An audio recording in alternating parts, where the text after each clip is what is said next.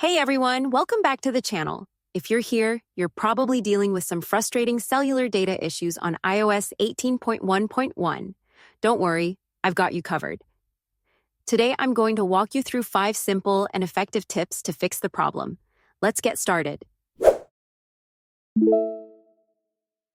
First up, restart your iPhone. It may sound basic, but a simple restart can often resolve temporary glitches that are causing connectivity problems. To restart, press and hold the power button and volume up button until the power off slider appears. Slide it to turn off, wait a few seconds, then power it back on. Next, toggle airplane mode. This resets your network connections and can resolve minor issues. Simply swipe down to open the control center, tap the airplane icon to turn it on.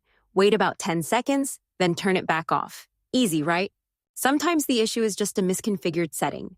Go to Settings, tap on Mobile Service, and make sure mobile data is turned on. Also check if your carrier settings are correct.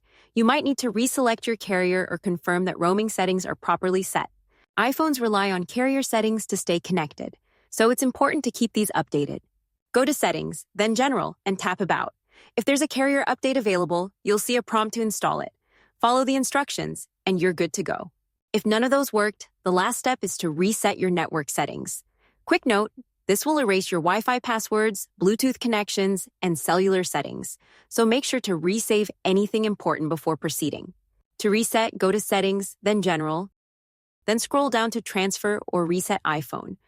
Tap Reset, and select Reset Network Settings. Enter your passcode, confirm, and your iPhone will restart with default network settings. And that's it! These 5 steps should help you fix your cellular data issues on iOS 18.1.1.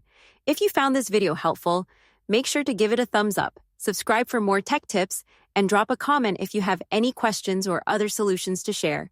Thanks for watching, and I'll see you in the next one.